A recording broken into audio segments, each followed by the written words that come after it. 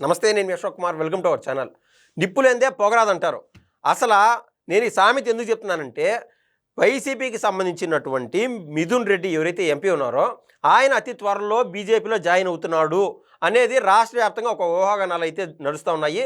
ఈ క్రమంలో ఆయనకి 27వ తారీఖున కేంద్రంలో ఉన్నటువంటి ఏదైతే ప్రధానమైన పార్టీ ఉందో ఆ పార్టీ వారు మిథున్ రెడ్డి గారికి యుఎస్కి వెళ్ళేదానికి అవకాశం కల్పించారు అని ఇప్పుడు మనకు అందుతున్నటువంటి సమాచారం. పూర్తిగా డిస్కస్ చేద్దాం. మనతో పాటు senior journalist doctor Bharat Reddy గారు ఉన్నారు. సార్ నమస్తే. సార్ నమస్తే. మిథున్ రెడ్డి గారు ఎవరైతే వైసీపీకి సంబంధించినటువంటి లోక్సభలో ఉన్నటువంటి నలుగురు ఎంపీల్లో ఒకరు, ఆ వ్యక్తికి ఈ నెల జరగనున్న 27వ తారీఖున ఏదైతే అమెరికాలో ప్రతి సంవత్సరం కావచ్చు 3-4 ఏళ్ళకు ఒకసారి ప్రతిష్టాత్మకంగా ప్రతి దేశం వారిని పిలుస్తూ ఉంటారు. ఆ సమావేశాలకు పిలిచి మన భారతదేశం తరఫున ఆయనకంటూ ఒక చోటు కల్పించారు. అసలు ఆయనకి అవకాశం ఎందుకు కల్పిస్తున్నారు? సహజంగా మేము దూరం నుంచి కన్నా చూస్తే అది ఏమన్నా ఆయనకి ఏమన్నా వయసు రీత్యా అవకాశం వచ్చిందా, లేదా ఆయన తెలివితేటల రీత్యా అవకాశం వచ్చిందా, లేకుంటే ఆయన ఇన్నిసార్లు ఎంపీ అయినాడు కదా, లేదా అటువంటి క్వాలిఫికేషన్ల ద్వారా వచ్చిందేమో అని అనుకుంటారు. అది కేవలం పేపర్ ఎలిమెంట్ మాదిరినే చూడవచ్చు మేము బయట నుంచి చూసేవాళ్ళకు. కానీ లోపాయికారికంగా ఏం జరిగింటారు సార్? అసలు ఆయన అసలే కేసులో ఇరుక్కున్నాడు. ఈ క్రమంలో ఆయనకి ఛాన్స్ రావడం ఏంది? అసలు రాజకీయాల్లో మనం చూసుకున్నట్టయితే పార్టీలు మారడం అనేది ఇటీవలి కాలంలో చాలా కనిపిస్తున్న అంశం. అయితే మిథున్ రెడ్డి అంశాన్ని మనం గమనించున్నట్టయితే మిథున్ రెడ్డి ఐక్యరాజ్య సమితిలో ఒక బృందంలో సభ్యునిగా వెళ్ళడానికి కేంద్ర ప్రభుత్వం నిర్ణయం తీసుకోవడం జరిగింది. అది నిజంగా చూస్తే సాధారణ ప్రక్రియ, ఒక విధంగా చూస్తే సాధారణ ప్రక్రియ. ఎందుకంటే అధికార పక్ష సభ్యులతో పాటు కొంతమంది ప్రతిపక్ష సభ్యుల్ని కూడా ఆ టీంలో పంపిస్తుంటారు. ప్రతి పార్టీ నుంచి ఒక సభ్యుని ఎంపిక చేస్తుంటారు. కొంత యంగ్ డైనమిక్, కొంత లాంగ్వేజ్ మీద పట్టు, వీటన్నిటిని దృష్టిలోని పంపిస్తుంటారు. మిథున్ రెడ్డి గతంలో కూడా చూసుకున్నట్లయితే లోక్సభలో ప్యానెల్ స్పీకర్ లిస్టులో కూడా ఉండి లోక్సభను నడిపించిన కూడా చూడొచ్చు. ప్యానెల్లో కూడా అవకాశం వచ్చింది. అయితే అది ఒక వైసీపీ పార్టీకి సంబంధించిన వ్యక్తిగా, ఒక అపోజిషన్ లీడర్ వ్యక్తిగా ఉంది.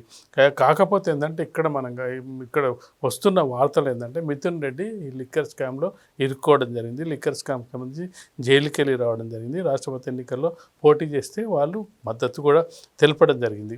ఈ క్రమంలో ఏంటంటే చాలా ఊహాగానాలు ఏంటంటే వీళ్ళు బీజేపీ పార్టీ వైపు వెళ్తున్నారా అనేది ఒక ఊహాగానాలు వస్తున్నాయి. వైసీపీ పార్టీ బీజేపీకి వెళ్తున్నందుకే వాళ్ళకి ఇలాంటి అవకాశం వచ్చిందా అనేది కూడా వార్తలు వస్తున్నాయి. అయితే ఏదంటే ఆయన కేసులో ప్రధానమైన నిందితుడిగా ఉన్న ఈ క్రమంలో ఆ పార్టీలో ఏమన్నా జాయిన్ అయితే ఆయనకి ఏమన్నా వెసులుబాటు దొరుకుతుందేమో అని చెప్పి రాష్ట్ర వ్యాప్తంగా ఖచ్చితంగా చర్చ నడుస్తాను సార్ ఇవాళ. ఖచ్చితంగా. ఎందుకంటే ఇప్పుడు ఏ రాజకీయ పార్టీకి చెందిన నాయకుడైనా అధికారం దూరమైన తర్వాత ఆ పార్టీలో ఉండడానికి ఇష్టపడట్లేదు. దానికి కారణం ఏంటంటే అధికారానికి దూరంగా ఉండడానికి ఎమ్మెల్యే స్థాయి నుంచి, ఎంపీ స్థాయి నుంచి అధికారం మారిన వెంటనే అధికార పార్టీ వైపు వెళ్ళిపోతున్నారు.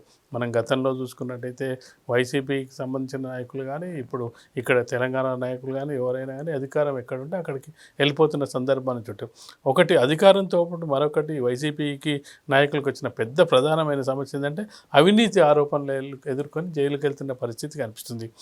బీజేపీ గతంలో ఈ 10 నెలల నుంచి మనం చూసుకున్నట్టయితే బీజేపీకి సంబంధించిన కేంద్ర ప్రభుత్వానికి సంబంధించి వాళ్ళకు అవసరమైన చోట అవసరమైన వాళ్ళని ఏ విధంగా వాడుకోవాలనో ఆ విధంగా వాడుకుంటున్న సందర్భాన్ని చూడొచ్చు.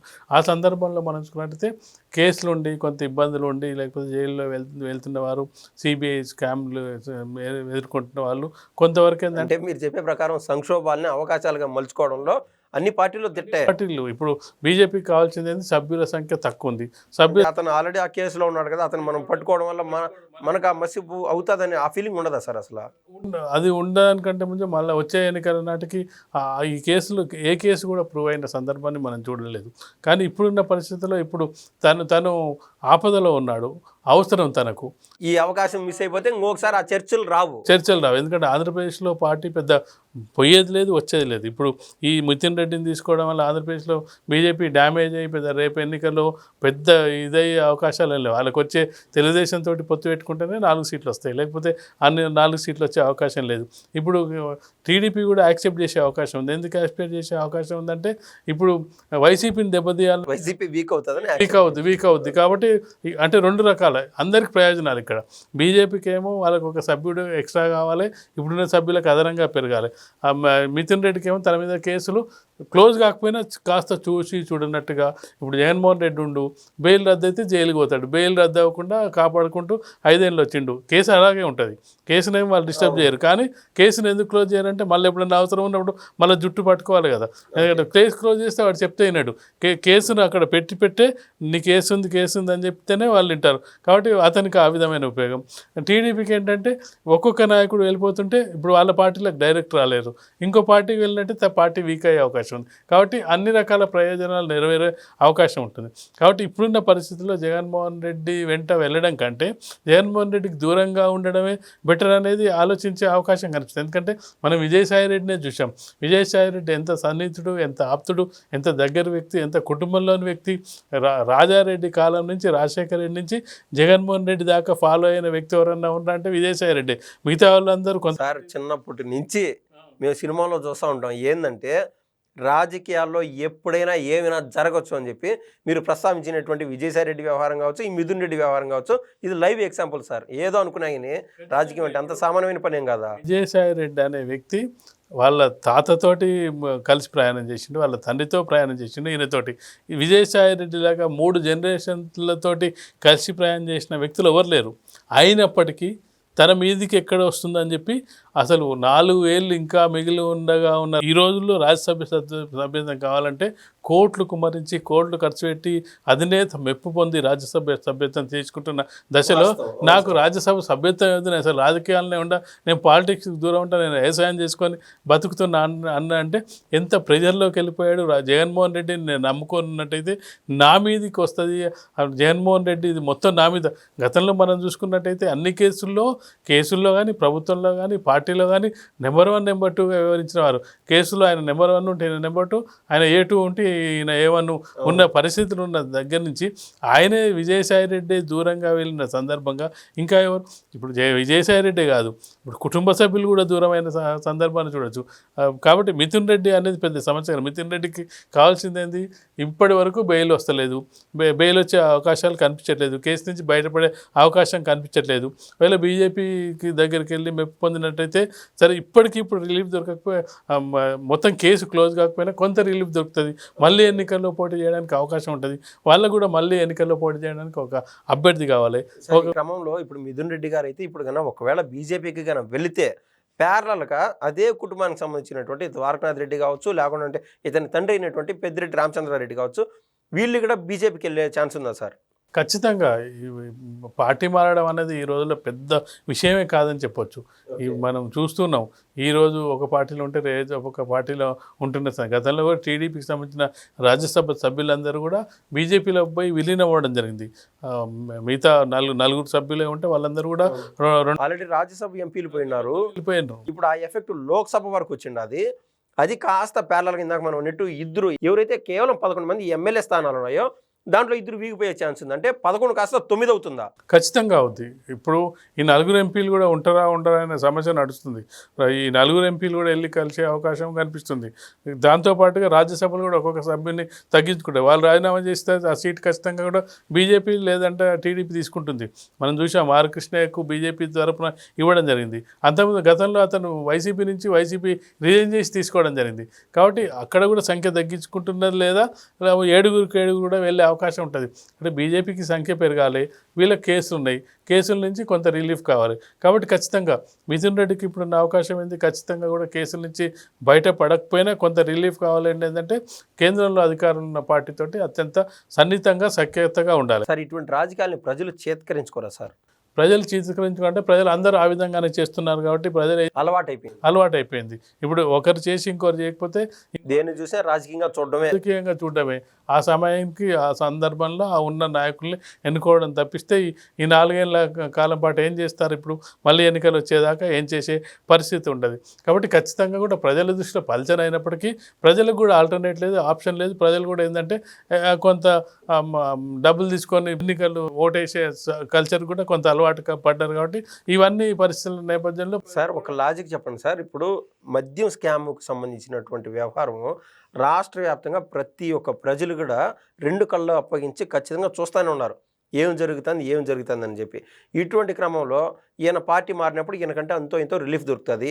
సో ఈ మొత్తం ఏదైతే బరువు ఉందో మద్యం స్కామ్కి సంబంధించినటువంటి అంతిమ లబ్ధిదారుడు ఎవరు అని చెప్పి, ఆ అంతిమ లబ్ధిదారుడికి కింద సెకండ్ ఆర్ థర్డ్ కావచ్చు మిథున్ రెడ్డి గారు ఉన్నారని చెప్పి మనకు వార్తలు కూడా వినిపిస్తున్నాయి.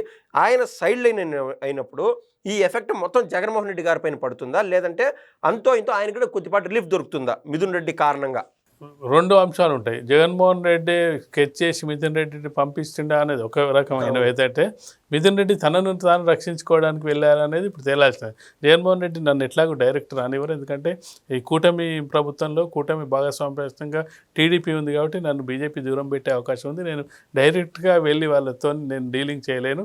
కాబట్టి నువ్వు ఆ పార్టీలోకి వెళ్ళి ఇదేమైనా వ్యవహారాలు చక్కబెట్టి మన మీదకి ఏం కేసులు రాకుండా నువ్వు అక్కడ వెళ్ళి సవరిస్తావా అని చెప్పి ఒక రాజకీయ వ్యూహం అయితే, మరొక రాజకీయ వ్యూహం ఏమైందంటే జగన్మోహన్ రెడ్డి ఎటన్నా వరి నాకేం సంబంధం, నేను సేఫ్గా బయటపడితే చాలు, నేను అప్రూవల్గా భవిష్యత్తు ఉన్నది, ఇంకెందుకు రిస్క్ తీసుకోండి. ఆయన కోసం రేపు ఆయన నన్ను చూస్తాడో చూడో, రేపు పార్టీ అధికారంలోకి వస్తుందో రాదో, అధికారంలోకి వచ్చే పార్టీ వెంబటి వెళ్ళడానికి ఇష్టపడుతుంటారు. మునిగిన క్విక్ డిసిషన్ తీసుకోవడానికి కూడా సార్ మెయిన్ కారణం ఈ మధ్య మిథున్ రెడ్డి గారు జైల్లో ఉన్నప్పుడు జగన్మోహన్ రెడ్డి గారికి వెళ్ళకపోవడం కూడా వాళ్ళ కుటుంబం మొత్తం మనస్తాపానికి గురైందని చెప్పి మనకైతే వినిపిస్తుంది. నిజం అంటారు సార్? ఖచ్చితంగా. రాజకీయాల్లో ఎవరు శాశ్వత శత్రువులు శాశ్వత మిత్రులు ఉండరు.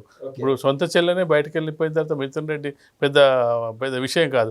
మిథున్ రెడ్డి ఎక్కడ తన విషయాలు బయట పెడతాడని చెప్పి భయం కూడా జగన్మోహన్ రెడ్డికి ఉండవచ్చు. మిథున్ రెడ్డి ఒకసారి అప్రూవల్గా మారిపోయిన తర్వాత మిథున్ రెడ్డికి శిక్ష తగ్గే అవకాశం ఉంటుంది, కేసు నుంచి బయటపడే అవకాశం ఉంటుంది. విజయసాయి రెడ్డి ఏ విధంగా అయితే పోయి నేను వ్యవసాయం చేసుకుంటాను అని చెప్తే విజయసాయి రెడ్డి ఇప్పుడు ఎక్కడ ప్రస్తావన రావట్లేదు లిక్కర్ స్కామ్ సంబంధించి. కాబట్టి జగన్మోహన్ రెడ్డి మీద మొత్తాన్ని వదిలేసిపోయినట్టయితే, అందుకే నా మీద ఎక్కడ తోసేస్తాడని చెప్పి జగన్మోహన్ రెడ్డి అతన్ని కలవకుండా ఉండే అవకాశం ఉండదు. ఎందుకంటే చెవిరెడ్డి భాస్కర్ రెడ్డిని కలవడానికి తీవ్రంగా ప్రయత్నం చేసిన జగన్మోహన్ రెడ్డి మిథున్ రెడ్డి 4వ నిందితులుగా ఉన్న మిథున్ రెడ్డి, ఎంపీగా ఉన్న మిథున్ రెడ్డి ఎందుకు కలవకుండా వెళ్తాడు? ఖచ్చితంగా ఇవన్నీ అంశాలను బేరీజ్ వేసుకున్నప్పుడు ఖచ్చితంగా ఒక రాజకీయాల్లో వ్యూహంలో భాగంగా తనను తాను రక్షించుకోవడానికి బీజేపీకి దగ్గరడానికి చేస్తున్న ప్రయత్నాల్లో భాగంగా బీజేపీ కూడా ఏదైతే ఐక్యరాజ్య సమితిలో టీంలో బృందంలో ఏదైతే మెంబర్స్ ఉంటారో ఆ మెంబర్స్లో ఇతన్ని కూడా ఒకరిని యాడ్ చేయడం జరిగింది. గతంలో కూడా లోక్సభలో ఎలాగైతే డిప్యూటీ స్పీకర్గా ఉన్న ప్యానెల్ స్పీకర్ లిస్టులో ఉన్నారో ఆ లిస్టులో ఇతను కూడా ఉండడంతో పాటు ఖచ్చితంగా కూడా కొంత వాళ్ళతోటి ఢిల్లీలో ఉండే రాజకీయాలు మనం గమనించినట్టయితే పార్టీలు వేరైనప్పటికీ పర్సనల్గా ర్యాపో మెయింటైన్ చేసే అవకాశం ప్రభుత్వంతో ఉంటుంటుంది.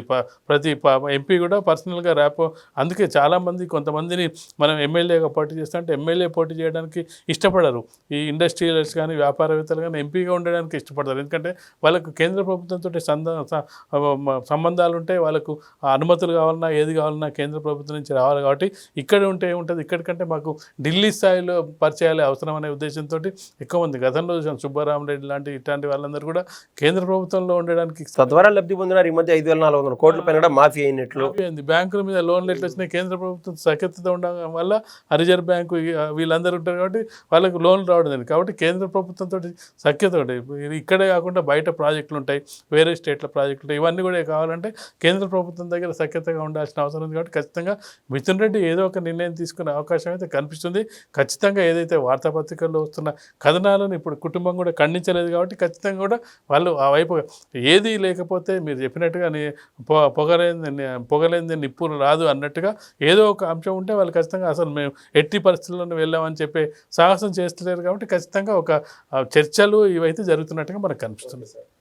సో సార్ చెప్పే ప్రకారము the thing is very clear. అతి త్వరలో జగన్మోహన్ రెడ్డి గారు విదేశీ పర్యటన చేస్తున్న ఈ నేపథ్యంలో ప్యారలల్గా మిథున్ రెడ్డి గారు కూడా ఈ క్రమంలో విదేశాలకు వెళ్తున్నాడు. ఈ గ్యాప్లో 10 రోజులు అటు ఇటు కావచ్చు. మిథున్ రెడ్డి గారు అయితే పార్టీ మారుతున్నారు, తద్వారా ఆయన కుటుంబ సభ్యులు కూడా పార్టీ మారే అవకాశం ఉంది.